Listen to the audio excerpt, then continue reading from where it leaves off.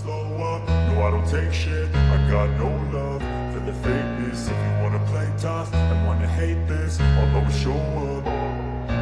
I don't ever slow up, no I don't take shit. I got no love for the fakeness. If you wanna play tough and wanna hate this, I'll always show up and make a statement. I don't ever slow up, no I don't take shit. I got no love for the fakeness. If you wanna play tough and wanna hate this, I'll always show up and make a statement. Everything I do so instinctive and so passionate. Every word I move so descriptive like an adjective. I got a vendetta against people who patented being negative when you should be getting after it.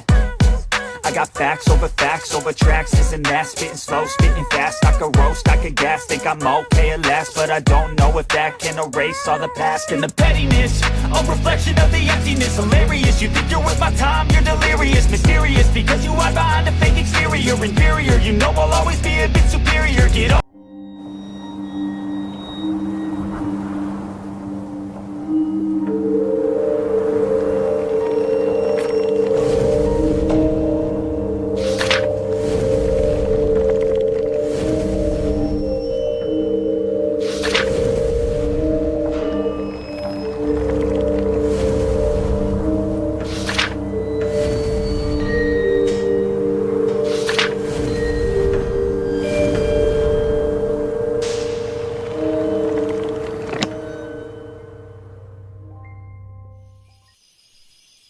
Halo, assalamualaikum warahmatullahi wabarakatuh. Balik lagi sama Dira dan Kang Arya. Malam Kang. Malam cantik. Sehat? Alhamdulillah. Teman-teman, balik lagi kita bakalan dengerin cerita-cerita dari Kang Arya. Betul kan Kang? Siap cantik. Apa kabar Kang sebelumnya? Alhamdulillah sehat. Sebelumnya punten Kang, kali ini Kang Arya mau ceritain tentang apa sih? Oh, Gunung Ciremai kayaknya asik ya. Oke, langsung aja kita dengerin ceritanya. Kang Arya, silahkan. Terima kasih cantik. Sama-sama. Halo, assalamualaikum sobat-sobat CP dimanapun Anda berada. Seperti tadi sudah dikatakan oleh Vika ya. Pada malam ini gue mencoba menceritakan kisah dan perjalanan gue selama melakukan pendakian Gunung Ciremai. Jadi waktu itu tuh, kalau nggak salah nih ya, setelah dalam tulisan terus dalam versi cerita gue yang pertama, setelah gue ingat-ingat lagi, terus gue ngobrol sama Dikdoy, gue ngobrol sama Panjul, gue dapet literasi baru lah. Ternyata ini waktu gue di Jogja, kan waktu itu gue mau naik Merapi ya, cuman ada gue, Geboy, Babe sama Anang ya. Waktu itu gue nelpon Dikdoy, itu niatnya buat ngajak Dikdoy untuk naik Merapi, dia disuruh nyusul. Nah ternyata pas gue telepon ke tempat Dikdoy, Panjul lagi nongkrong di sana. Nah, dan memang sebelumnya gue tuh udah janji sama Panjul, oke Jul, ntar gue turun dari Slamet, kita ke Ciremai. Ya, waktu itu Panjul itu masih sering banget di kamar gue, di rental PS gue ya. Nah karena gue udah janji, tiba-tiba gue meleset, Panjul ngambek nih, pokoknya gue gak mau tonge. Lu pulang dari Merapi, anterin gue ke Ciremai, kalau nggak awas lu lihat aja. Waktu itu Panjul masih kelas 1 SMA ya. Gue inget banget dia lagi kusut-kusutnya naik gunung, bener-bener lagi keracunan-keracunannya. Gue bilang ke Panjul, ya udah Jul, ntar gue tunggu di Merapi ya. Nah, singkat kata gue selesai naik Merapi, nah, terus pulanglah gue ke Jakarta. Nah sampai Jakarta tuh Panjul udah dirental, dia udah siapin keril, udah rapi. Nah waktu itu gue belum pernah ke Ciremai. Kira-kira gue istirahat semalam lah, bener-bener kampret nih si Panjul ya. Gue baru istirahat semalam, itu dia udah packing, udah siap, udah ngajakin lagi naik ke Ciremai. Gue cari alasan nih, gue bilang Jul kita ke Depok dulu Jul bentar, kita temuin Dikdoy. Nah, siapa tahu Dikdoy mau, kan lumayan nih, ada tambahan budget. Awalnya dia nolak, akhirnya pakai motor Grand-nya dia kita berangkat ke Depok Lama, tempatnya Dikdoy itu sore-sore ya, sekitar jam 7:30 ya, habis Isya ya. Kita berangkat. Waktu itu kita nongkrongnya di tempat Babe. Nah kebetulan nggak lama Dikdoy nongol. Nah begitu Dikdoy nongol, gue langsung ngomong, Doy, lu kemarin ke Merapi nggak ikut lu Ciremai mau nggak lu? Terus Dikdoy waktu itu dia dia habis belajar ilmu-ilmuan, masih agak linglung. Terus dia bilang, oke, gue mau. Nah kebetulan juga orang tuanya Dikdoy dukung. Ya udah titip si Diki katanya, supaya fresh dia keluar. sama kamu ini kan naiknya. Gue bilang sama bokapnya, iya Pak, mudah-mudahan nggak ada apa-apa, insya Allah, gue bilang kayak gitu. Berangkat kapan? Rencana sih besok Pak berangkatnya, kalau sekarang kan udah nggak ada kereta. Nah, si Diki kan punya KBD ya, jadi aman ya. Nah, ya udah, malam itu gue packing, ya, bantuin si Dikdoy. Setelah Dikdoy rapi, gue begadang dulu di tempatnya Babe. Terus carrier Dikdoy itu taruh di tempat Babe. Taruh di situ, gue bilang, Doy besok siang kita ketemu di UP, gue bilang kayak gitu. Soalnya di malam kan gue balik dulu, gue balik, ntar gue juga di rumah paling tidur bangunnya siang. Paling enggak kita jam 12 udah berangkat dari UP ya. Waktu itu Dikdoy mengiyakan, kira-kira jam 3 lah, itu gue balik ke Lenteng Agung. Gue langsung packing, rapi, udah gue bilang, udah Jul, tidur Jul, besok jalan, gue bilang kayak gitu. Nah, tidur, itu bangun-bangun kita udah siang ya, jam 11-an. Terus gue langsung ke rumah almarhum nenek gue, waktu itu belum almarhum ya. Jadi makan, karena gue udah punya usaha rental, aja nggak minta ongkos lagi untuk daki gunung tuh. Nah, gue lihat dari ini aja, dari kas rental gue aja kan, ternyata cukup nih untuk melakukan pendakian ke Ciremai. Karena saat itu ongkos masih terbilang sangat murah ke Ciremai ya. Setelah makan, gue nelpon Dikdoy dulu dari telepon rumah nenek gue. Nah, kebetulan Dikdoy ngangkat, Doy jalan lo nih, gue udah siap-siap nih, gue tunggu di UP gitu. Berangkat jangan kelamaan gue tinggal lo. Ya gue jalan sekarang katanya. Ya udah gue juga berangkat nih, gue tunggu di UP. Kalau bisa usahanya di gerbong paling depan lo, bilang kayak gitu kan, supaya gampang. Lu lihat gue dari jendela. Iya kata dia, udah. Tutup telepon, terus gue pamit sama almarhum nenek gue mau Panji langsung ke stasiun UP. Nah di stasiun UP tuh kita nungguin Dikdoy. Kira-kira setengah jam kemudian lah kereta dari Bogor tuh datang. Nah Dikdoy itu di pintu udah ngelambai-lambai aja. Wah ya udah kita masuk. Nah satu gerbong sama Dikdoy, terus perjalanan kita lanjutkan ke stasiun Cikini. Di Cikini kita turun naik P17, terus kita sambung ke Senen. Itu udah sampai Senen itu udah sekitar jam berapa ya? Jam 2. Sedangkan kereta Tegal Arum yang rencananya kita mau tumpangin itu dia biasanya di stasiun Senen itu jam 3-an. Itu kita langsung beli tiket. Ya tiketnya dulu masih kotak kayak kartu domino, Rp5.000. Betul-betul murah. Jadi Rp5.000 ya kita sampai Cirebon. Ya, jadi bertiga itu sampai Cirebon kita cuma 15.000. Ya nggak lama tuh kita nunggu di stasiun Senen. Nah, kereta Tegal Arumnya masuk. Gue juga ada beberapa dokumentasinya yang gue di dalam kereta tuh ada. Kita naik Tegal Arum tuh lumayan lama ya. Dari stasiun Senen itu jam 3 sore sampai Cirebon itu sekitar jam 6. Kita akhirnya turun di Perunjakan, terus jalan kaki. Nah, di depan kita udah dicegat sama tukang beca. Wah, itu ngomongnya kan rada susah ya. Dalam artian logat Cirebon ya, buat teman-teman gue yang dari Cirebon mohon maaf. Itu gue logatnya agak bingung karena ngomongnya cepet, terus bahasa Jawanya juga campuran Sunda kan. Gue jadi bingung kan, ini apaan gitu kan. Itu kalau nggak salah satu beca, kan kita harus 2 beca ya. Itu satu beca mintanya 5.000. Buset sama. Gue kata ongkos beca sama ongkos kereta dari Jakarta ke Cirebon sama goceng. Gue kata mahal bener nih. Gue nggak mau nih. Kagak kemahalan goceng. Ya udah kalau goceng 2 beca nggak masalah dah, gue bilang kayak gitu. Walaupun ini terhitung masih mahal bener. Udah mau nih tukang becanya, tapi pas kita mau naik dia dia minta ceban lagi. Akhirnya si Dikdoy kesel kan. Itu carrier-nya dibanting ke beca sampai becanya nungging. Wah, Bang yang bener Bang, goceng ceban. Kalau mau goceng berangkat, kalau enggak jadi nih. Itu tukang becanya sampai pucet, sampai kaget. Soalnya apa? Becanya sampai nungging, dilemparin carrier sama Dikdoy. Akhirnya tukang becanya mau tuh saking kagetnya. Udah kalau mau goceng berdua, Bang, kalau enggak gue jalan kaki aja, biarin dah nggak ada angkot, gue bilang kayak gitu. Ya udah setengah sok akhirnya tukang beca bawa kita. Lalu kita nikmatin suasana malam kota Cirebon. Gue inget banget itu 97 kalau nggak salah masih banyak bendera-bendera partai ya. Dan di sana tuh warna bendera merah semua kebanyakan yang gue inget itu. Sepanjang perjalanan itu kita lihat bendera partai warna merah. Di kiri kanan tiang listrik, kita jalan. Dan situasi waktu itu Cirebon habis hujan. Itu kira-kira setengah jam lah sampai. Ternyata kita dianterin ke terminal, ya terminal Harjamukti terminal apa ya? Terminal Cirebon tuh kita dianterin ke situ, ditaruh di depannya. Pas banget di tempat elep pada mangkal. Ya udah kita bayar goceng. Terus tukang becanya ngomong dengan papa gitu lah pakai bahasa Cirebon ya, gue nggak bisa pokoknya ngomongnya cepet kan papa ya bang makasih. Nah kita naik tuh ke atas elep. Waktu itu baru kita bertiga. Jadi saat itu kita nunggu agak lama ya, sekitar 1 jaman mungkin. Akhirnya mobil baru bergerak meninggalkan terminal Cirebon menuju ke Kuningan. Nah di sini gue inget banget kira-kira 1 batang rokok lah, mau beli jalan, gue tidur. Itu karena hujan deras, dan nanti bangun-bangun itu pas banget kita di daerah Cilimus. Jadi kita waktu itu turunnya tidak di apa namanya itu yang ada Tugu Linggarjati, pertigaan yang sekarang ada Alfanya, bukan. Kita lebih maju lagi ke depan, kira-kira 200-300 meter dari situlah. Nah di situ nanti ada gapura. Kalau nggak salah itu namanya Cilimus. Ya dulu di situ masih sepi banget bangunan. Ya kalau kemarin gue kesana tuh lewat Cilimus itu kiri kanannya udah penuh sama bangunan ya. Dulu gue inget banget, yang sekarang di pinggir-pinggir gapura itu banyak bangunan, dulu sawah. Subhanallah, berarti pembangunan luar biasa di Kuningan sana, mantap ya. Gue masih ingat dulu tuh sawah. Itu kita sampai situ udah sekitar jam 9 malam dan posisinya tuh abis hujan deras. Jadi bener-bener sepi, nyet, kagak ada orang.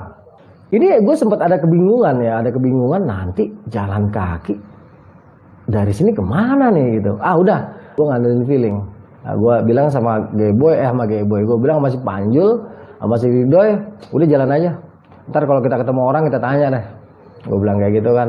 Ya udah, kita istirahat sebentar, beresin packingan, terus kita jalan tuh di jalan aspal. Udah malam-malam dan gue inget saat itu sepi banget. Ya daerah itu pun masih jarang rumah. Itu kira-kira setengah jam kita jalan terus ya, datar ya, naik. Terus kita ketemu pertigaan. Ada yang ke kiri, ada yang ke kanan. Nah di sini gue diem, gue bilang kiri kanan, kiri kanan, kiri kanan. Nah, tapi gue nggak pakai teknik kiri kanan, enggak, gue cuman kiri apa kanan ya. Gue bengong, tapi waktu itu gue ngambil keputusan, karena kan keputusan di tangan gue ya. Si Panjul masih di kiri apa kanan? Tak dulu, kali-kali ada orang lewat gitu kan. Kita nunggu di situ agak lama, sekitar 10 menitan, nggak ada orang lewat juga. Terus alhamdulillah bener keputusan gue bilang udah kanan aja. Lu tau dari mana nggak? Udah kanan aja. Ntar misalnya kita harus ke kiri, ya udah cuek aja kita ke kiri lagi. Era rada-rada gerutu si Panjul sama Dikdo yang ngikutin gua. Kita jalan terus sampai nanti kita ketemu ada belokan lagi ke kiri. Gang kecil ada tulisan ke Museum Linggarjati. Ya bukan gang kecil, maksud gua aspal gitu kan, aspal. Dia tuh naik ke atas. Nah, waktu itu insting gua mengatakan yang namanya jalur atau start awal pendakian mesti ke arah kaki gunung. Kalau lurus itu mungkin kaki gunung juga, tapi kayaknya kejauhan ya, nggak mungkin. Gue memilih untuk mengikuti jalan yang ke arah Museum Linggarjati waktu itu. Terus anak-anak sempat nanya gitu, Panjul sama si Dikdo sempat nanya, bener nih nggak? Bener, udah jalan aja terus, gue bilang gitu. Padahal waktu itu kalau salah ya ampun juga. Alhamdulillah untungnya bener ya. Belok ke kiri jalan, kita lihat tuh Museum Linggarjati yang gelap, sepi dan kelihatannya angker, tapi bodo amat lah karena itu bukan tujuan kita terus jalan terus sampai kira-kira 1 jam ke depan ya, kurang lebih 1 jam karena jalan udah mulai nanjak itu. Ketemulah kita pertigaan, di sebelah kanan pertigaan ya, itu ada warung, gue ingat banget, warung kecil. Waktu itu dia bukanya setengah dan ada beberapa sendal ya, gue lihat ada sendal-sendal gunung, sepatu-sepatu gitu kan. Terus kedengeran orang lagi ngobrol, gue samperin, gue lihat lah ini kayak base camp pendakian nih. Oh ternyata betul. Nah itulah rumahnya almarhum Pak Mamat ya. Dimana dulu pendaki Ciremai itu sebelum melakukan pendakian ke Gunung Ciremai pasti daftarnya di tempat Pak Mamat. Karena beliau dikenal kuncen Ciremai pada saat itu. Udah kita masuk ke situ. Ternyata ada 3 orang pendaki yang baru turun. Dan katanya juga masih ada sekitar 7 atau 8 orang pendaki lagi yang belum turun dari Gunung Ciremai ya. Yang paling teringat jelas saat itu adalah pada dini hari itu ya, besoknya itu udah sahur pertama atau tarawih pertama. Jadi waktu gue datang itu almarhum Pak Mamat sempat bingung kan, loh kalian ini yang bener aja, besok udah puasa loh katanya, kok mau naik sekarang ya, nggak bakal ada orang nanti di atas gitu kata Pak Mamat gitu. Gue bilang ya habis gimana lagi Pak, ada waktunya sekarang. Nanti setelah puasa lebaran kita kan, setelah lebaran nanti kita ada target lain. Oh ya udah di sini aja. Gue nginep tuh tempat Pak Mamat, terus kita ngobrol-ngobrol dah masalah literasi ya dari Pak Mamat sama dari 3 pendaki. Ini kalau nggak salah asal Bekasi ya. Kita ngobrol-ngobrol, dapet nih informasi literasi jalur dari Linggarjati ini atau dari Cibunar ini. Ya selain kita dengerin literasi jalur, kita juga dapat cerita seru ya soal Hansen dan Sri.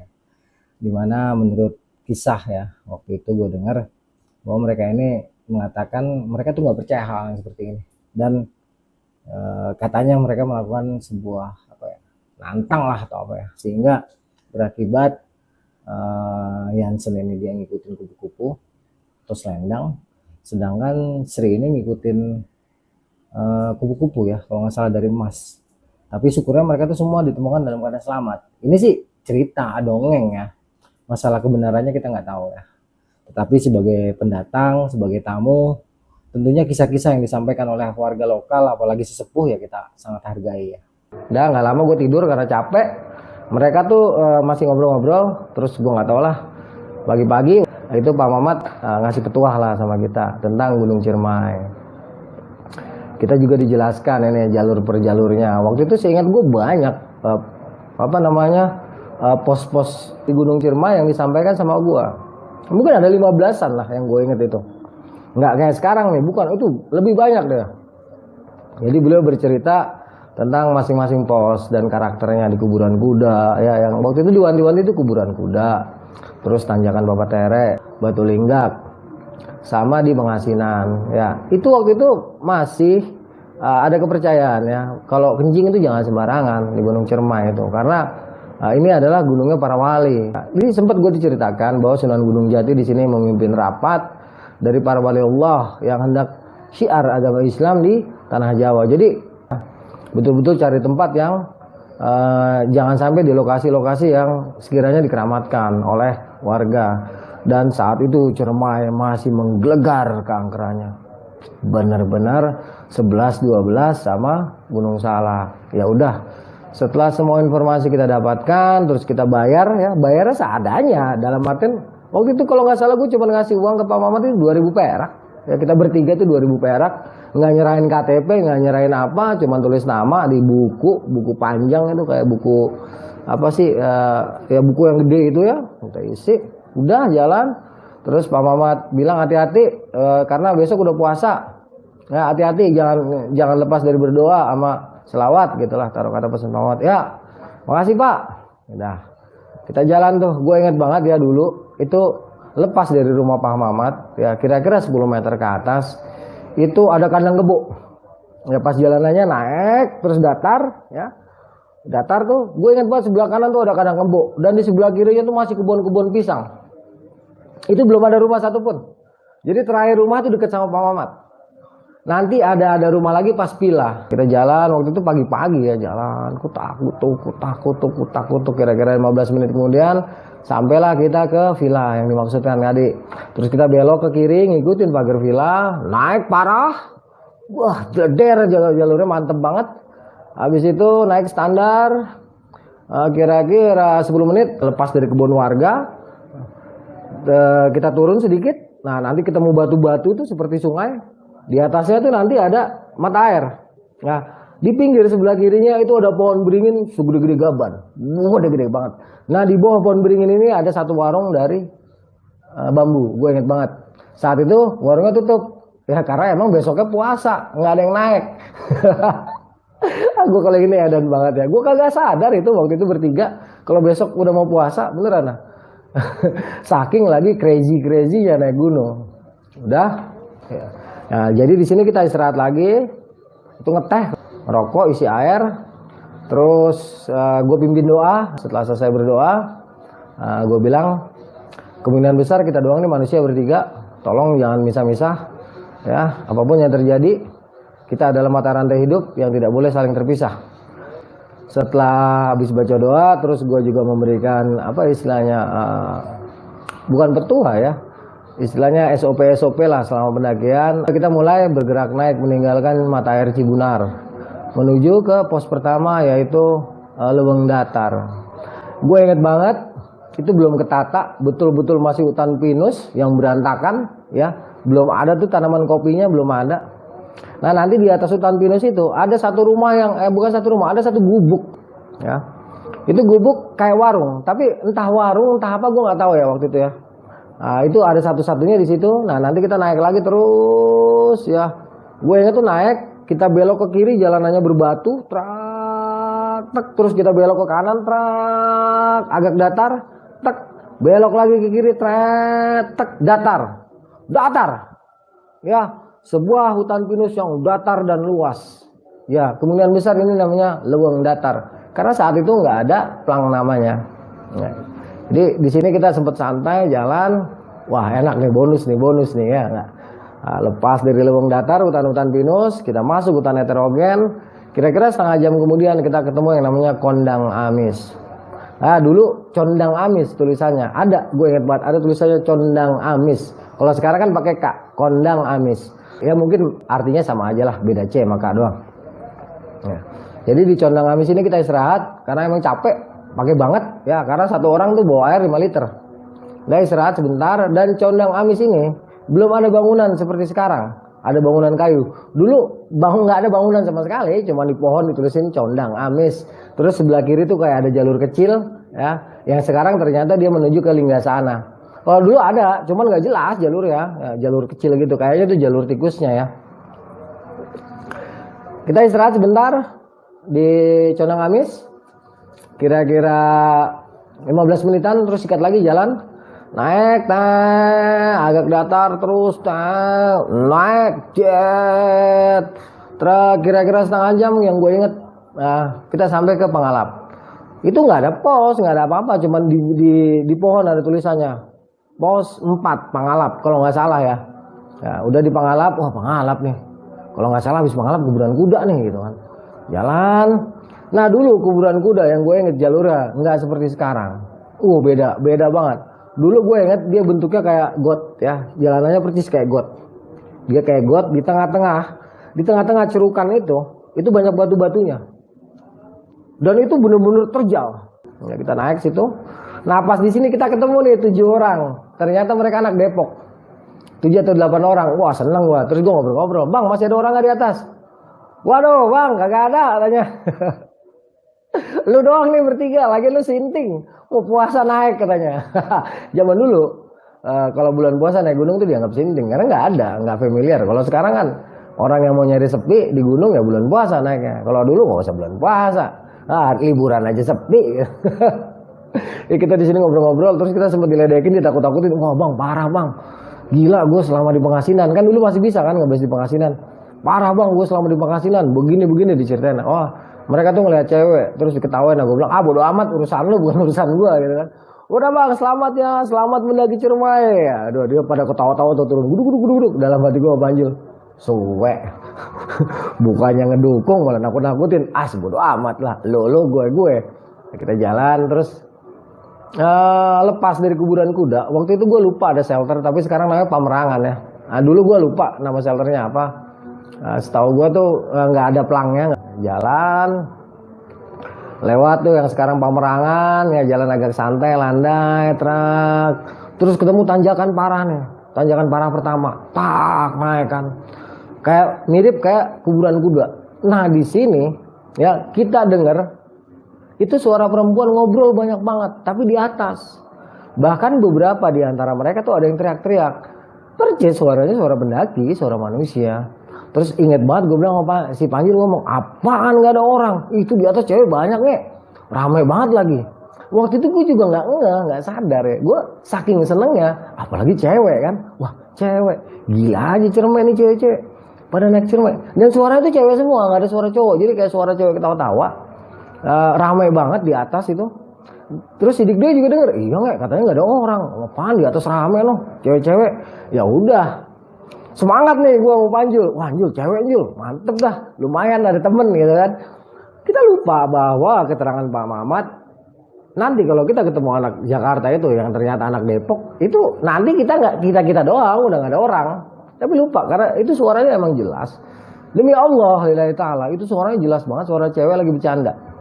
Ya, ketawa-tawa. Pokoknya jelas. Jadi gue sama Panjul sama Dikdo semangat kan terus naik. Wah tanjakan parah. Terus yang paling gue ingat di sini adalah tanjakan Babat Tere. Kita di sini sampai scrambling, bahkan semi-semi rock climbing. Karena emang parah, sekitar 80 derajat. Ya, udah semi vertikal ya. Ya udah nyaris vertikal. Ada satu bagian yang vertikal lebih sedikit lah 1 meteran. Ini benar-benar namanya tanjakan Babat Tere. Ya, tanjakannya super edan. Dan menurut rumor dan mitos yang berkembang, ya yang nanti gue dapatkan setelah nanti kita turun dan sampai di rumah Pak Mamat, bahwa di salah satu pohon besar yang ada di tanjakan Bapak Tere, disitulah tempat seorang gadis menggantung dirinya. Masya Allah, untung waktu naik gue belum tahu. Jadi kita cuek bebek baik gitu kan. Nah waktu itu feeling gue sama Panjul sama si Digdo, ini cewek-cewek ada di sini. Gue yakin banget, Jul tadi dari sini kayaknya nih Jul, suara cewek-cewek. Iya, kayaknya udah naik terus kayaknya deh. Ah ya udahlah, siapa tahu aja ketemu di Pengasinan. Waktu itu Pengasinan kayak gimana juga gue belum tahu. Ya intinya jalur Ciremai itu jelas banget, paculan jalurnya itu jelas. Ya. Jadi kita nggak khawatir, udah naik terus. Dan kita tenang pada saat itu karena merasa di atas itu ada rombongan. Paling tidak nih kalau cewek-cewek banyak, mesti cowoknya juga banyak. Jadi tenang lah, kita nggak jadi bertiga, udah terus naik gitu. Itu sampai Bapak Tere itu udah mungkin sekitar jam 1 ya, atau jam 2. Nah, nanti kita istirahat cukup lama itu lepas Bapak Tere. Pas dia naik kan landai sedikit ya, landai terus datar secuil. Di situ ada tempat satu buat ngebes. Gue ingat banget dulu cuma satu tenda dan di situ banyak banget ya. Zaman dulu nih gue lupa ngasih tau lo. Zaman dulu di kiri kanan pohon-pohon di pinggiran jalur itu banyak banget plastik bergantung-gantungan ya. Isinya tuh air kuning-kuningan atau di dalam botol-botol aqua ya di tempat-tempat tertentu yang isinya tuh semuanya sama, air kekuning-kuningan. Gue kata, wah Nutrisari nih jangan-jangan. Tetapi punya selidik dilihat ya, kita baru nggak anjing bau pesing. Ternyata ya itu adalah air kencing yang ditaruh di plastik dan digantung-gantungin di pohon. Karena ada mitos pada saat itu kita nggak boleh kencing di Gunung Ciremai. Jadi kalau kencing itu harus di botol atau di plastik. Nah waktu itu banyak banget tuh plastik yang isinya air kencing di kiri kanan jalur atau botol-botol aqua ya yang isinya tuh air kencing. Dan saat itu gue inget banget Gunung Ciremai masih banyak nyamuknya. Itu mulai dari lepas Cibunar sampai nanti kita ke Pangalap itu nyamuk. Mana nyamuk kebon lagi segede-gede gaban ya. Nah itu jadi buat teman-teman yang sekarang udah gak ngalamin tentunya karena sudah dihimbau ya kencing-kencing aja, pup-pup aja. Kalau dulu nggak bisa karena Gunung Ciremai ini termasuk yang paling kuat mitosnya dan termasuk gunung dengan kategori gunung paling angker di Jawa Barat dan keangkerannya itu sudah melegenda. Jadi barang siapa yang sudah mendaki Gunung Ciremai itu baru diakui nyalinya sebagai seorang pendaki gunung yang hebat. Kira-kira kayak gitulah ya. Nah, itu situasi Ciremai di era 90-an di mana kiri kanan tuh banyak banget kantong-kantong yang berisi cairan kuning alias air kencing. Udah. Itu kita istirahat di sekitar Batu Linggak itu sebelum Batu Linggak itu di sekitar Bapak Tere. Kita istirahat sekitar sejam lah. Capeknya minta ampun. Edan gempor udah sampai situ gue hebat gempor. Capek itu udah sekitar jam 2 atau setengah 3. Terus kita jalan lagi terseok-seok. Wah, pelan. Suara cewek kedengeran lagi. Ya, suara cewek kedengeran lagi rame di atas. Gue inget banget Panjul ngomong, ceweknya yang tadi kayaknya deketnya di atas kita nih. Emang suaranya gak terlalu jauh. Kayaknya mungkin, ya pokoknya deket lah ya. Intinya dia tuh gak terlalu jauh. Dengan posisi kita sekarang nih, setelah tanjakan Bapak Tere. Itu suara jelas, hampir setengah jam kita naik terus ke atas, itu suara masih ada aja. Akhirnya mungkin sekitar jam berapa ya? Sekitar jam setengah 5 atau jam 5, akhirnya kita sampai ke Batu Linggak. Batu Linggak itu tidak seperti sekarang. Ya gue review sedikit ya kondisi Batu Linggak di tahun 90-an. Jadi posisi Batu Linggak dulu adanya di sebelah kiri. Kalau sekarang adanya di sebelah kanan jalan ya. Dan dia posisinya di bawah.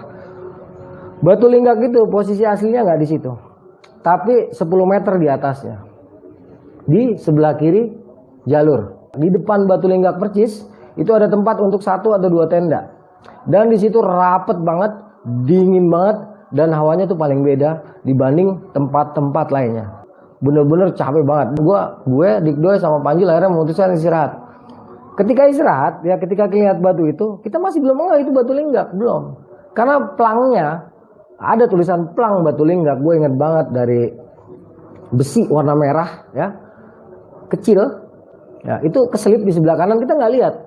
Istirahat, kalau nggak salah di sini bikin teh manis, terus bikin mie instan, sampai jam setengah 6. Ya udah hampir gelap gitu kan, udah mulai merinding nih. Suara cewek yang tadi kita dengar di atas sudah nggak ada, udah clear, udah sunyi, tinggal suara jangkrik, tinggal suara hewan-hewan rimba saat itu. Ya udah, nah begitu udah selesai makan ya, begitu udah selesai ngopi, terus PW nih, masih nggak tahu penghasilan sebelah mana kan, karena emang baru pertama kali kan. Udahlah buka tendanya sini, gitu. Terus kata Panjul, atasan dikit ini tempat hawanya beda banget. Ya udah, iya ini batu kok lain banget hawanya, beda banget. Akhirnya kita naik sedikit. Nah waktu itu gue inget sebelah kanan kira-kira 10 meter dari Batu Linggak. Jadi kita naik ya, belok ke kiri sedikit, terus naik agak parah jalanan batu-batu. Nah itu di atas yang batu-batu, jalur agak terjal, itu ada satu posisi, ada satu lokasi yang bisa dipakai untuk satu tenda. Akhirnya kita putuskan untuk buka tenda di situ. Ya udah buka. Setelah semuanya udah buka, udah siap, ternyata dirigen airnya si Panjul ketinggalan di bawah. Ya udah, karena jaraknya nggak jauh, Panjul turun sendirian. Udah Jul turun, deket ini ya, bentaran juga kena. Panjul sambil ngedumel-ngedumel, ya waktu itu masih terang ya, masih agak terang ya. Tapi udah mulai remang-remang suasananya. Dan memang sudah bikin bulu kuduk rada-rada berdiri juga. Panjul turun, begitu balik dia bilang, Batu Linggak, kata dia. Serius lu? Itu di bawah tadi kita Batu Linggak katanya. Dulu itu area paling angker, bisa dikatakan tuh Batu Linggak ya, Bapak Tere, Batu Linggak. Tapi yang paling santer dan yang paling kita kenal adalah areal Batu Linggak. Inilah areal yang paling mengerikan. Jadi ketika tahu kita ternyata di atas Batu Linggak sedikit, tapi posisinya itu udah mau maghrib, ya udah habis gimana? Terus gimana anjir, udah mau maghrib. Ini juga dari tadi kelebat-kelebat baik nggak jelas. Tapi di atas kan ada cewek, kata Panjul gitu kan. Si Digo juga ngomong, di atas juga cewek, mendingan kita ke Pengasinan. Di Pengasinan pasti ntar banyak rombongan. Tapi waktu itu kan semua keputusan di tangan gue. Gue bilang enggak, gue di sini aja, gue capek. Gue bilang gitu, gue capek. Gue nggak mau paksain, masih belum jelas. Gue masih belum tahu Pengasinan tuh ada di mana. Gue nggak mau gambling, ini udah malam. Gue bilang kayak gitu. Mending istirahat aja. Biarin dah itu rombongan udah sampai atas, besok kan kita bisa ketemu. Gue bilang gitu. Ya udah. Akhirnya Dikdoy sama Panjul nurutin gue. Malam kita buka tenda. Kita itu sempat masak lagi, kalau nggak salah masak nasi. Karena kan tadi di area Batu Linggak kan kita cuma makan mie instan. Jadi kita masak nasi, terus bikin kopi, santai. Itu masih di luar tenda. Masih nggak masuk, masih santai hawanya. Gue masih bakar-bakaran api unggun. Di depan itu bakar-bakaran. Terus nyantai, masih sempat nyantai lah sampai jam 7. Nah, lepas dari jam 7 ini nih, ya. Pertama tuh gak kedengeran suara apa-apa, tapi hawanya tuh merinding banget gua. Gua inget banget merinding berat ya. Panjul juga tiba-tiba masuk ke dalam tenda, Dikdoy juga tiba-tiba masuk ke dalam tenda, meninggalkan gua sendirian di luar dengan api unggun. Ya karena gua ngeri ada sesuatu dengan api unggun, jadi api unggun tuh gua rapiin dulu, gua bikin pembatas pakai batu-batu yang bisa gua temuin. Terus gua juga buru-buru masuk. Itu sebenarnya gua udah setengah hati melakukan itu, tapi ya demi keamanan itu gua paksain. Wah, itu rasanya udah gak enak banget itu ya. Ingatan gue sebelum gue masuk itu di samping kiri gue, ya sepertinya ada sesuatu entah apa. Cuman dalam hati gue mengatakan tuh gede banget. Tahu apaan deh ya. Terserah deh. Mau dibilang apa gue nggak ngerti. Pokoknya kelihatan sesuatu tuh gede banget. Itu langsung gue buru-buru masuk ke dalam. Itu kalau nggak salah si Panjul dia pakai Walkman. Itu digedein udah.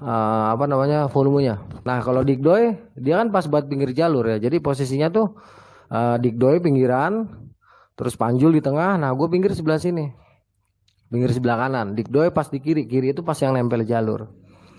Nah udah, pertama tuh gue dengerin suara musik dari Walkman ya, sambil dia tutupin kepalanya pakai sleeping bag apa sarung bag gue lupa deh ya. Pokoknya kepalanya tuh ditutupin, terus Dikdoy diem aja. Sementara gue agak tegang sedikit karena kan gue melihat sesuatu di luar tadi. Entah apa ya, cuman perasaan gue kayak ada sesuatu yang besar. Nggak lama Dikdoy bangun, terus duduk. Nah Dikdoy itu dia kayak ngedengerin sesuatu dari sebelah kirinya dia. Terus nggak lama ngomong sama gue, suara gamelan ya gitu. Gue langsung bilang, iya gamelan. Panjul yang kupingnya udah ditutupin pakai headset ya, pakai Walkman. Headset dengerin sambil dengerin suara Walkman, tiba-tiba dibuka sama dia headsetnya, terus dia bangun, iya suara gamelan kata dia. Terus kita bertiga pandang-pandangan tuh sambil baca-bacaan. Nah, gue ingat kita baca-bacaan bertiga. Adalah kurang lebih setengah jam itu kita dengerin suara gamelan, ya kan makin larut makin larut. Nah, dari samping ini mulai kedengeran suara orang dari arah bawah ya, dari arah Batu Linggak. Itu kedengeran suara orang langkah, itu jelas banget. Suara kaki, tapak kaki kena tanah, bek, bek, bek, bek gitu kan jalan. Dan itu nggak satu. Nah, ketika si Panjul dengar, Panjul langsung ngomong, ada orang, kata dia gitu. Waktu itu Panjul seneng. Ya di saat kita lagi tegang-tegangnya begini, tiba-tiba kedengeran suara langkah kaki kan. Jadi Panjul seneng banget, ada orangnya di luarnya. Rame banget suaranya katanya. Sedangkan waktu itu posisi gue udah merinding gitu. Ini kulit muka gue udah tebel rasanya. Terus tangan gue rasanya udah dingin gitu. Berdiri bulu kuduk gue gimana sih kan. Kalau berdiri bulu kuduk tahu kan. Itu udah terasa banget. Gue diem gue bilang. Pas si Panjul mau keluar gue tahan. Diem dulu gue bilang kayak gitu. Terus si Dikdoy juga. Diem dulu Jul. Tungguin dulu gitu. Nah kira-kira jarak 10 meter dari kita itu kedengeran suara orang ngobrol. Ngobrol suaranya anak Jakarta. Kita tungguin ya sampai sekitar setengah jam terus kita baca-bacaan. Anjir gue merinding nih.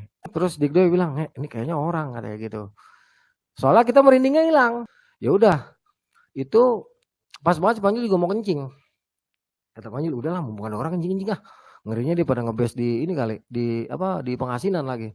Terus sepi lagi di sini katanya. Ya udah buruan-buruan ada orang. Udah nggak lu keluar duluan ya biasa. Gue dijadiin namanya waktu itu gue yang paling tua ya, yang paling senior. Jadi udah nggak lu keluar duluan katanya. Iya gue bilang kayak gitu. Gue buka. Itu api unggun udah agak kecil, udah mati, tinggal baranya aja kan. Dari tempat asal suara itu langsung gue senter. Karena pas gue mau keluar itu, pas gue buka resleting tenda pun itu masih kedengeran kan suara orang ngobrol kan. Makanya gue santai juga. Walaupun gue merinding waktu itu. Gue buka terus keluar berdiri gue pakai sendal gue senter dalam hati gue kok nggak ada ya terus gue diem aja Panjul ada orang nggak ada gue bilang kayak gitu.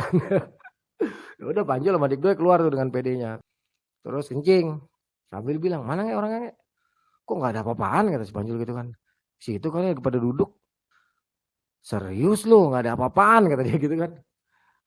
Waktu itu gue nggak bisa ngomong ya cuman karena memang kita bertiga pada waktu itu dan kita menyadari keberadaan kita, di mana kita berada, ya kesadaran akan keberadaan, ya kesadaran di mana kita berada itu sangat penting ya dalam situasi seperti ini ya. Jadi jangan sampai kita terpecah-pecah karena ketakutan. Langsung Panjul masuk ke dalam, terus dia nyetel Walkman lagi, gue ingat dikencengin. Itu udah ditaruh di kupingnya kayaknya. Sementara gue sama Dikdoy masih di luar. Gue bilang sama Dikdoy, "Doy, samperin Doy." Orang bukan sih, gue juga masih penasaran gitu kan. Masalahnya tadi sore kan kita dengar suara cewek teriak-teriak. Apa iya rombongan dia, apa rombongan baru gitu kan. Cek yuk, Panjul dengar. Jangan kata Panjul gitu kan. Udah biarin aja, nggak usah. Besok aja ceknya. Sekarang masuk aja tidur kan. Gue sama Dikdoy, bentar Jul, gue mau cek gue bilang kayak gitu kan. Tapi Panjul nggak ngasih. Ya udah akhirnya gue nurutin ya Dikdoy sama Panjul. Kita masuk lagi ke dalam tenda. Begitu kita masuk ke dalam tenda kita tutup ya. Waktu itu sebelum masuk lampu badai gue isi lagi pakai minyak tanah, terus agak gue gedein, gue taruh percis di depan tenda. Begitu kita berusaha untuk merem, suara orang ngobrol di depan tuh kedengeran lagi. Dan lebih rame banget ya. Pokoknya obrolannya nggak jelas, tapi kedengeran seperti suara orang ngobrol. Dan langkah kaki itu makin malam makin rame ya. Untungnya ada Walkman. Akhirnya Walkman-nya si Panjul itu, Walkman gua sih dipinjam sama Panjul. Itu yang buat ke kupingnya, headsetnya tuh dicabut, di setel aja. Setel biar semuanya tuh denger gitu. Itu kalau nggak salah pas musik lagi keras-keras itu kita bisa tidur. Gue inget banget lagunya Metallica. Kalau nggak salah pas lagi One, pas lagi deng deng deng deng deng deng deng deng. Nah di situ gue mulai tidur.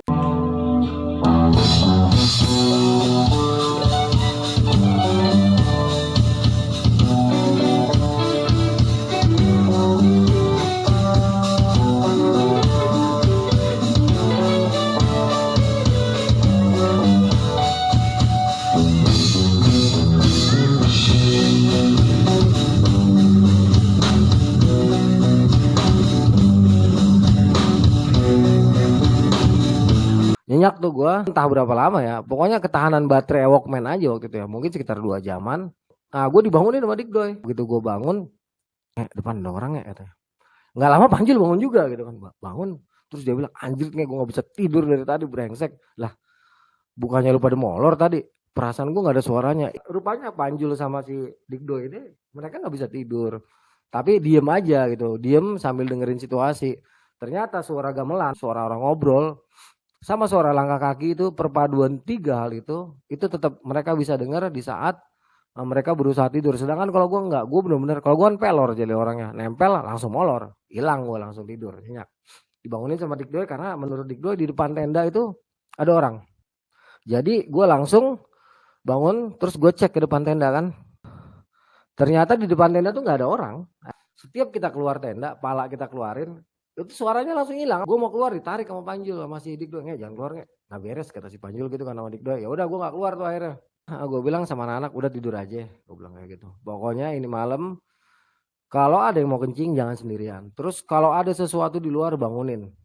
Jangan ada yang keluar sendiri. Terus posisi tidur itu gue rubah. Yang tadinya lurus begini ya, kepala kita jadi di depan pala tenda. Sekarang gue rubah, gue jadi posisinya malang. Jadi semuanya kebagian kepalanya kebagian ke arah kiri jalan. Itu sepanjang malam ya. Silih berganti kita saling terbangun, itu suara orang ngobrol sama suara gamelan. Tapi kita tidur ganti-gantian tuh, dalam artian silih berganti deh. Kadang gue bangun, dengerin itu, cuman gue diem aja lagi. Panjul kadang-kadang bangun, duduk, bangunin gue, udah tidur. Udah tuh, akhirnya bisa tidur juga sampai ada lah mungkin berapa lama ya, tengah malam kali ya. Gue nggak tahu lah jam-jam berapa gitu. Tiba-tiba si Panjul bangun tuh, terus dia ngebangunin Dikdoy, terus ngebangunin gua kan. Si Panjul agak kesel nih mukanya, dia langsung bilang, itu lapak buat siapa satu gitu kan, lu ngapain tidur neken-neken ke sini? Gue juga agak kaget kan. Nah iya, ada satu lapak kosong buat siapa nih ya? Keder juga, Panjul lu buat siapa? Sementara lu neken-neken ke sini gitu kan. Terus si Dikdoy rada sewot, lu kalau ngomong jangan sembarangan lu Jul, ceremen nih gitu.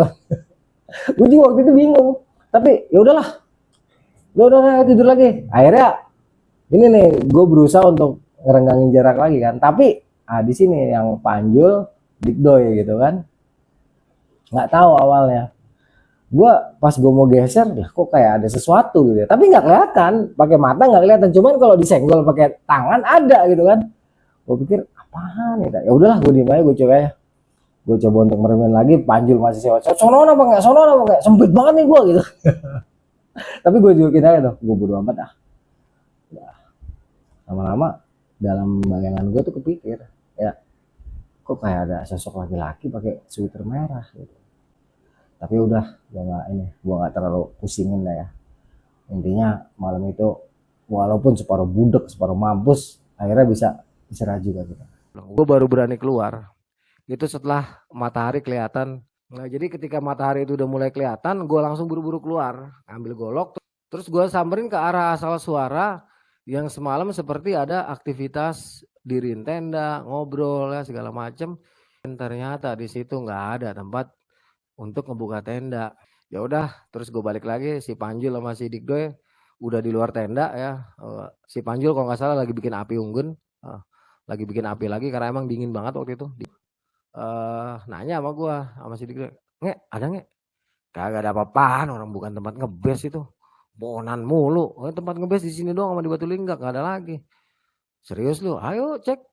Nah, akhirnya kita bertiga tuh ngecek tempat, kita samperin. Baru si Panjul sama Dikdoy bilang, oh bener nggak ada apa-apaan. Nah setelah yakin emang nggak ada apa-apa, kita balik lagi ke tenda, terus kita langsung masak. Terus gue bilang, ya udah kita jangan sampai kemalaman lagi di sini, cepet-cepet deh. Kita cepet-cepet muncak, soalnya kita nggak tahu nih masih berapa lama lagi puncak dari sini. Udah mendingan kita masak sekarang. Masak nasi itu sekitar setengah jam selesai. Itu udah sekitar jam 8 atau kurang lebih ya jam 8 ya, karena matahari udah agak terik, udah agak terang maksud gua. Makan, ngopi, nyantai, terus ngudut, kita siapin masak lagi nasi yang untuk kita bawa di bekal perjalanan kita. Siap, itu sekitar jam 9 kurang lebihnya. Nah pas kita mau jalan ya, di atas kedengeran lagi suara perempuan lagi ngobrol. Langsung kata Panjul, cewek ini mau udah pasti orang nih, siang-siang masalahnya ya. Waktu itu gue berpikir juga, oh iya siang ya, nggak mungkin lah kalau ada penampakan siang-siang kayak gini. Ini masih pagi nih, masih sekitar jam 9-an. Oke deh, Dikdoy gue setuju tuh, langsung kita bergerak. Cepet-cepet naik, karena sekarang kita udah nggak bawa apa-apa. Keril udah kita tinggal, tenda udah kita tinggal ya. Kita cuman bawa depek ya, isinya tuh kompor, nesting, sama logistik. Udah kita naik. Itu sepanjang perjalanan tuh mulai dari Batulinga kita ketemu Sangga Buana 1, Sangga Buana 2. Kedengeran tuh tetap suara orang ngobrol yang pas mau naik ke atas nih ya.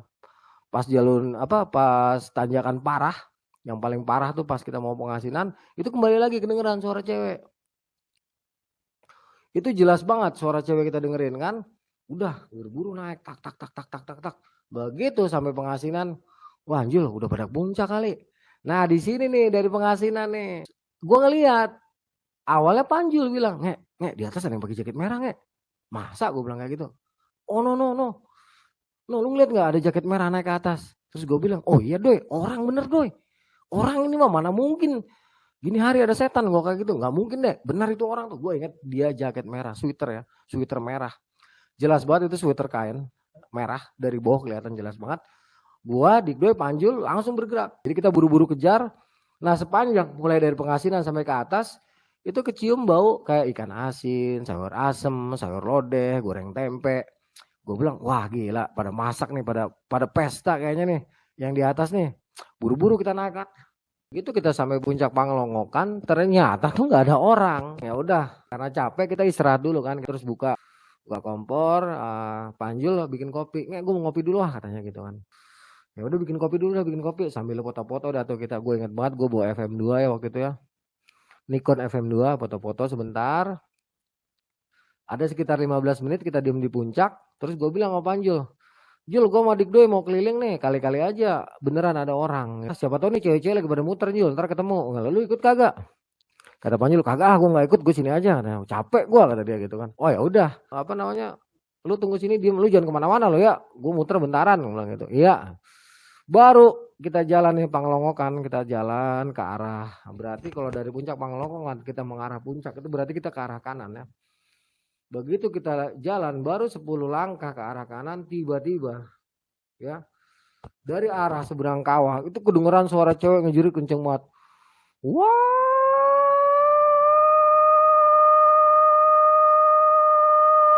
Sekali. Terus kedengeran lagi. Wow! Itu suaranya melengking. Bener-bener melengking. Gua sama Dikdoy kaget. Cabut belati, Dikdoy cabut golok, Panjul langsung diri. Langsung lari ke arah gua. Gue ikut astagfirullahaladzim. Astagfirullahaladzim. Ini gue merinding langsung kalau inget. Gue bilang, ya udah Jul, jalan tanggung. Ini harus dibuktikan orang apa bukan. Dulu ya, kita bisa mengelilingi kawah Ciremai itu dengan mudah. Karena belum pada longsor, bagian-bagian di areal kawahnya itu belum pada longsor. Ya masih ada jalur setapak yang cukup jelas mengelilingi areal Gunung Ciremai, areal kawah Ciremai itu jelas tapaknya itu kecil. Gue inget banget ketika dengar itu gue penasaran, walaupun merinding gue penasaran. Kalau emang nggak ketemu orang udah fix ini berarti enggos gitu kan. Udah kita putar jalan, Panjul duluan, Dikdoy duluan, Panjul di tengah, gue belakang, jalan kita bertiga. Itu sepanjang perjalanan seinget gue nggak ada. Udah nggak kedengeran suara orang ngobrol, suara cewek teriak tuh udah nggak ada. Kira-kira 40 menitan kita kiterin kawah, sampailah kita ke puncak Sunan Gunung Jatinya. Nah di situ kita foto-foto lagi. Nggak lama kita balik ke Panglongokan, turun ya, terus kembali ke Panglongokan, terus Panjul bilang, gue pengen buat boker katanya. Sedangkan Pak Mamat bilang waktu itu almarhum, jangan sekali-kali boker di puncak ataupun kencing di puncak. Kalaupun terpaksa, itu kalau bisa dibungkus.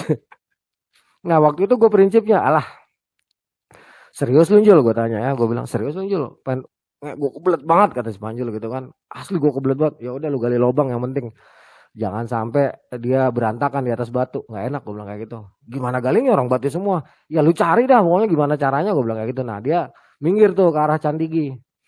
Sedangkan gue sama Dikdoy tetap di puncak Panglongokan. Ya dulu gue nggak tahu namanya, nggak ada sih keterangan puncak Panglongokan apa puncak Gunung Jati itu belum ada. Taunya tuh puncak Ciremai aja gitu kan. Ini puncak Bayangan Ciremai, ono puncak sejatinya di atas. Taunya gitu aja. Nah, kita nunggu tuh waktu itu di puncak, ya sebut sekarang puncak Panglongokan ya, karena dikenalnya seperti itu. Gue diem di situ sama Dikdoy kira-kira 10 menit, Panjul balik lagi. Ah lega kata dia. Itu kita sampai di Panglongokan itu udah sekitar 2:30 siang. Dan mendung. Jadi setelah Panjul BAB, itu nggak lama langit mendung. Dan mendungnya itu cepet banget langsung jadi hitam. Tapi belum hujan. Terus begitu kita mau jalan, si Dikdoy nanya, "Nge, yang jaket merah kemanain?" gitu kan. Ah gue baru ingat tuh, oh iya ya, kemanain tuh yang jaket merah ya? Tadi kita keliling nggak ada, terus cewek-cewek mana? Iya nggak ada Doy. Oh udah jelas ini, fix sudah ini, nggos ini udah. Ya udah biarin aja lah, mumpung siang kita cabut deh. Mudah-mudahan nanti lewat kuburan kuda kita masih siang gitu kan. Ya udah cabut udah fix. Si Panjul juga ngomong, wah fix itu orangnya nggak beres Cireme, gila banget kata si Panjul. Gue juga lagi boker tadi, gak ada yang ngeliatin. Dalam hati gue, rajin amat setan ngeliatin orang boker kan. Ya sekarang ngomong kayak gini ya, dulu enggak gitu. Jadi selesai packing, beres-beres tuh barang-barang yang berantakan di bawah, kita buru-buru turun. Saat itu Dikdoy jalannya masih agak cepat pas kita turun dari puncak Panglongokan menuju ke Batulinggak tuh. Waktu kita turun itu Dikdoy masih agak cepat. Itu sekitar jam 3 pas kita mulai turun, itu kecium lagi kan bau ikan asin, bau sayur asem, sayur lodeh, pokoknya bau masakan yang wangi banget.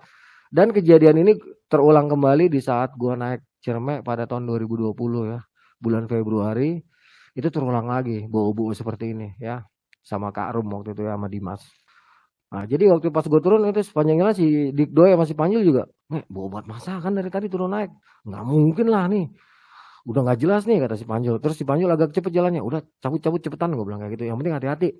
Udah kita langsung bergerak agak cepet tuh, begitu sampai Pengasinan istirahat, sempat foto-foto sebentar. Nah di sini anjir merinding gue, di sini ada yang manggil, "Woi," gitu kan. Nah, ini gue juga baru ingat karena literasi dari Panjul ya. Kata Panjul tuh, "Ada yang manggil nggak di situ kan?" Oh ya. Dan gue juga baru ingat ya, setelah kita ngobrol-ngobrol, gue pastikannya serius nih Jul, gue lupa soalnya, serius ada yang manggil. Betul, setelah gue ingat-ingat, Dikdoy gue komparasi juga kata Dikdoy, iya betul nggak ada yang manggil. Begitu kita nengok ke atas, itu yang manggil kita yang pakai jaket merah. Dia diri di atas batu. Ya bentuknya kayak orang, cuman tadi kita cariin kemana gitu kan. Jadi gue bertiga nengok ke atas, bilang, "Oh," kita balas gitu lagi, nggak lama dia turun, terus nggak kelihatan. Pikiran gue saat itu, udahlah biarin dah, dia sama rombongannya kali, lagi istirahat, gue nggak ngerti lah. Kita langsung buru-buru lagi turun ke Batulinggak. Itu sepanjang perjalanan turun, gue inget banget, itu gue udah merinding total. Dan di sebelah kanan itu kayak ada yang jalan gitu. Gue pikir babi hutan ya, nggak tau lah, mudah-mudahan aja babi hutan ya. Jadi pohonan itu goyang-goyangin sama dia, gurusuk. Gue Panjul Dikdoy itu nengok berapa kali, babi. Iya babi, udah biarin cabut. Itu sampai ke tenda kita mungkin sekitar jam 3:15 lah ya, atau 3:30 ya. Begitu sampai kan capek, istirahat dulu. Nah pas mau jalan Dikdoy bilang, gue lapar banget kata dia. Lah tadi makanan kan lu yang ngabisin, masih lapar gue katanya, ntar di jalan masih bisa masak nggak bisa masak, gue bilang kayak gitu. Sekarang kalau mau masak, udah masak mie instan aja, gue bilang kayak gitu. Kagak, gue mau makan nasi, kelamaan masak nasi, gue bilang. Ya ini gue inget ya, karena emang sebelum turun sempet cekcoknya di sini. Dikdoy pengen makan, ya akhirnya ya udah masak mie. Habis masak mie kita masak teh manis. Itu langit udah gelap banget, bener-bener jadi kayak maghrib ya udah posisinya waktu itu. Padahal masih sekitar jam 4 ya, kita selesai makan packing itu sekitar jam 4, itu posisinya udah kayak maghrib. Gue inget sama Panjul bergerak cepet, dok, karena emang Panjul nih ngerasa udah ada sesuatu yang wrong gitu ya. Panjul ngerasa nih udah ada sesuatu yang salah, jadi dia jalan cepet banget, dia duluan jalan cepet, tak terus gue ikutin, "Jul santai Jul, tak. Nggak cepet nggak, kita harus paling nggak sampai Cibunar belum gelap gitu." Gue bergerak sama Panjul cepet. Nah begitu kita kira-kira 10 menit, kok di belakang nggak ada suara. Waduh, Dikdoy ketinggalan. Udah nunggu dulu. Itu nungguin Dikdoy lama banget. Dikdoy berebet banget waktu itu jalannya. Jadi dia benar-benar pelan. Ya. Akhirnya sepanjang perjalanan kita itu, pergerakan kita tuh betul-betul lambat ya. Itu kalau nggak salah nanti masuk ke maghrib itu kita baru sampai ke Pangalap. Karena Dikdoy jalannya pelan banget. Dan sepanjang perjalanan ya kita semua sepakat ya, gue, Panjul, Dikdoy sepakat bahwa di belakang atau di samping kiri kita kadang-kadang kita melihat sosok laki-laki ya menggunakan sweater merah. Itu kalau nggak di belakang, di samping, kiri kanan kita. Ya, itu kita sepakat semua, sepakat iya, betul ya. Di dalam perjalanan kita sampai menjelang ke Pangalap itu. Nah, nanti di Pangalap dia tuh hilang. Karena waktu itu udah gelap sampai Pangalap ya, dan kita turun itu, proses turun juga dalam keadaan sedikit tertekan ya. Karena memang betul-betul ya itu ya, seperti gue bilang tadi, kita sepakat diikuti oleh jaket merah. Bukan jaket merah, sweater merah ya. Agak tertekan, kita turun. Nah, di Pangalap udah gelap, mau nggak mau kan ngeluarin senter. Ternyata senternya Panjul baterainya habis. Ya, baterainya habis, nggak tahu kenapa. Padahal menurut keterangan Panjul dia baru ganti baterai. Dia baterai 4 senternya. Sedangkan kalau gua senter besi yang baterai 4 juga sama. Gue bilang ya udah masih ada senter. Sekarang gimana? Gue bilang kayak gitu. Ini udah gelap. Nah, di awal-awal nih repot banget gue turun. Di awal-awal gue repot banget turun. Karena apa? Panjul nggak mau jalan di depan, Dikdoy nggak mau jalan di belakang. Jadi maunya jalan beriringan, ya, ngapit gue di tengah-tengah jalur. Lu bisa bayangin dulu jalur Ciremai segitu sempitnya, ya kita jalan bertiga rendang-rendeng, ya jatuh melulu. Bentar-bentar gedubrak, jatuh. Tapi emang ya gue akuin ya, emang hawanya gila. Hawanya gila banget, ya. Nggak lama itu hujan segede-gedenya. Gede banget hujan. Hujan sederas-derasnya itu. Benar-benar hujan kayak ditumpahin dari langit. Udahlah kondisi kita susah jalan karena si Dikdoy sama si Panjul nggak mau jalan di depan atau nggak mau jalan di belakang. Kita jalan rendang-rendeng bertiga-tiga. Tambah lagi hujan deras. Tambah lagi setiap kalau ada petir nyamber itu kayak apa ya? Kayak ada sesuatu lah, entah apalah. Pokoknya situasinya wah, gue susah banget menggambarkan. Pokoknya bener-bener creepy banget itu. Itu mungkin sekitar jam berapa ya? Gue nggak tahu lah jam berapa itu. Yang jelas dari Pangalap sampai ke Cibunar itu kita menghabiskan waktu 7 jam. Ya. Dan kita sampai ke pohon beringin besar itu nanti jam 12 malam. Lu bisa bayangin. Ya. Kita jalan itu jatuh bangun turun naik ya. Sampai akhirnya di satu titik ya, entah di mananya nih, gue lupa apakah di Condang Amis ataukah sebelum Condang Amis, itu senter satu-satunya harapan kita untuk penerangan itu patah. Senter besi gue patah. Ya. Gue berpikir saat itu karena kita sering jatuh. Jadi kalau Panjul jatuh, gue ikut jatuh, kadang-kadang ketarik, gubrak, terus Dikdoy nyusul, gubrak. Kalau enggak gue doang yang jatuh. Atau Panjul doang yang jatuh. Nah, gue beberapa kali senter jatuh itu buat nahan beban, plak gitu kan. Alhamdulillah pikiran gue kan senter besi ya. Nah, di satu titik ya, intinya di satu titik entah di mananya ya, itu senter patah, senter satu-satunya patah. Jadi kita bertiga gelap gulita, entah ini posisinya ada di mana. Dan kita ketolong banget sama petir. Jadi setiap kilat nyamber langsung gue bilang apalin jalan. Langsung Dikdoy sama Panjul ngapalin jalan. Apalin jalan sendiri. Sekarang nggak ada jalan rendang-rendeng. Siapa yang mau di depan, siapa yang mau di belakang, siapa yang mau di tengah. Lu Jul di depan, lu Doy di tengah, gue di belakang. Jalan kita pegang-pegangan. Apa istilahnya? Gue megang carrier Dikdoy megang carrier Panjul di depan itu pakai tongkat. Jadi kita jalan itu selalu ketolong sama, dan untungnya petir itu nyamber nggak berhenti ya, jeger. Terang kan tuh kelihatan jalur. Ya jalan kita buru-buru. Nggak, karena jalurnya ya itu jatuh bro. Gedubrak nggak karu-karuan.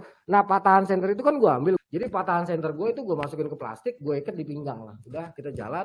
Nah, dari Leweng Datar sampai ke pohon sampai ke beringin besar ya yang ada di mata air Cibunar, itu kita sekitar 1,5 jam.